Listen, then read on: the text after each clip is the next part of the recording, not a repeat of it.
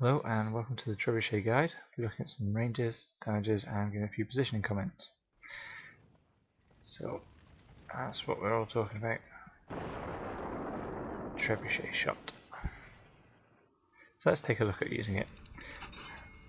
It's the minimum shot there, just firing at the gate. It's an unupgraded gate and does 5,089 points of damage. It also has a secondary attack of a cow, poisoned cow. And that puts down an area of effect. It applies a poison damage and does some initial damage there as well. It's good for stopping people from getting full effect out of their heals, as poison reduces that. So I'm just going to turn the trebuchet now and attempt a long range shot.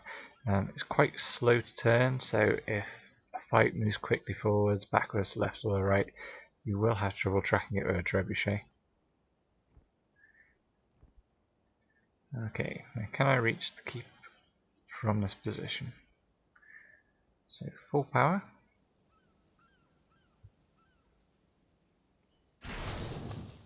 It's got quite a bit of height, and in case you are wondering, yes, that can clear a keep wall or a tower wall, so you can shoot out from inside the buildings.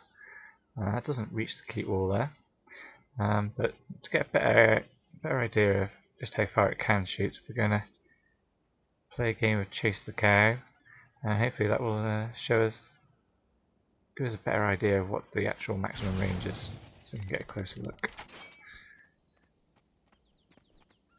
So this is something you don't see every day. Right, so we're just going to run down to the keep.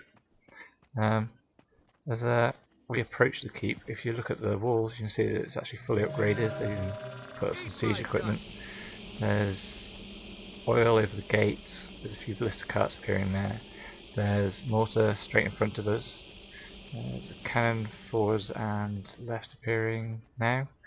There's also another mortar to the right. So it's about here that there's the maximum range of that shot, falling just short of the structural wall there. Just another look there at the siege equipment. Okay, so we established that it's got a good deal of range, but the question has to be asked, can you hit the keep wall there from this position, inside the keep? That was a minimum shot, again doing about 3,800 or so points of damage to NPCs. It does more to player characters, we'll see soon. That was a maximum range shot, and that's capable of clearing the walls. So you can in fact from this position with a trebuchet destroy any siege equipment upon the enemy walls, as well as attacking the destructible wall there. And turn it a little bit to the right. Can in fact attack in front of the gate as well, so the area of effect on that will probably be able to hit the gate. So that's quite a good position. The only problem there is that it's destructible by anybody putting AoE up on the wall. This is fully upgraded at the moment. It's got mortar, cannon, boiling oil. I don't really rate the cannon or the boiling oil because Zerg can just stand out front and take them down no problem. Okay, so here we're doing a little bit of tower defense, hitting for a bit over 5,000 points of damage against player characters with the main attack. A bit over 4,000 points of damage with the main attack there, sorry.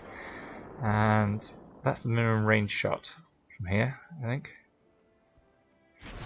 So, as you can see, if they were closer to me, I wouldn't be able to touch them. That did about 2,000, bit over 2,000 points of damage with the poison cow there.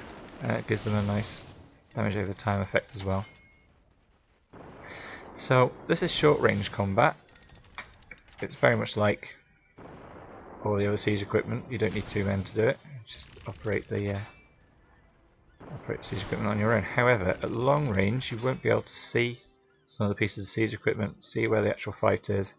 So it's best to have a spotter to call out whether you've missed, whether you've gone short, gone long, to the left, to the right. You can try and use these cross swords on the map to get an idea of where the fight actually is, but as to whether you're being effective or not, you won't get much feedback on that. So I continue to try and defeat the enemy with this one piece of siege equipment, and as with all pieces of siege equipment on their own, without help you can't actually do that. People just move out of the way, get rezzed, and the enemy actually takes that tower in the end.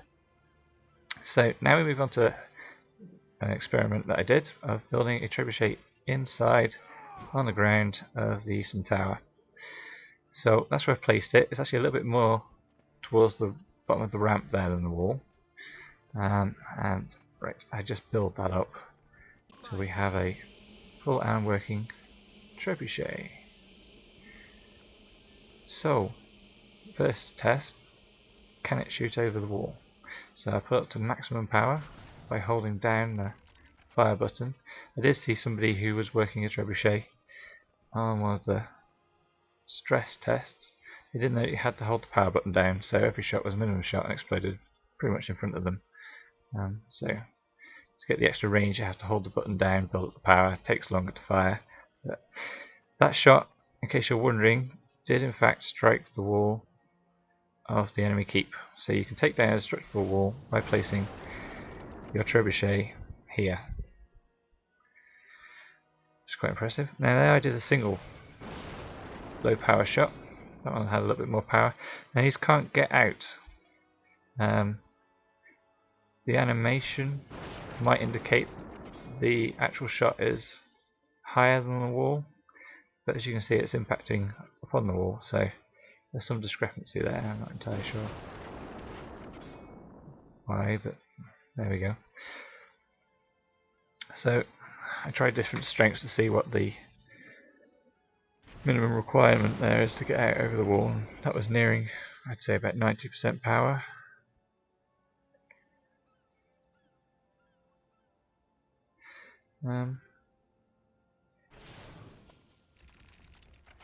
So yeah, that's possibly a little bit over 90% power, and that is able to clear the wall. So I don't really have a great depth of fire from building a trebuchet inside of the tower here. It's either somewhere between 90% and 100% it's going to land outside the wall. The rest of them are going to impact on the inside of the wall, which isn't brilliant. I can't destroy siege equipment that's built on the enemy keep's wall because I can only just reach the keep wall from there. So if they build up trebuchets on their wall, then we'll have a trebuchet fight. So now I do another little test and rotate and face the door and see what kind of power I need to put in to get over there. 1/3, not doing so great. I was told that a minimum shot here was able to put up a nice gas cloud around the door, so I haven't tested that myself, but that's what I was told. So I didn't have to get anywhere near as much power there to actually lob over the wall because I'm further away from the wall, so that might be something to bear in mind when building trebuchet inside. And because I don't need so much power, I have much greater depth of firing range, so it can be a bit more effective depending on the situation. And that's the position there of where I've actually built it. Just one more thing, you need to touch siege equipment every 30 minutes in order to stop it from disappearing, as it currently has a timer on the place siege equipment only. Thank you very much for watching, and I hope you enjoyed the video.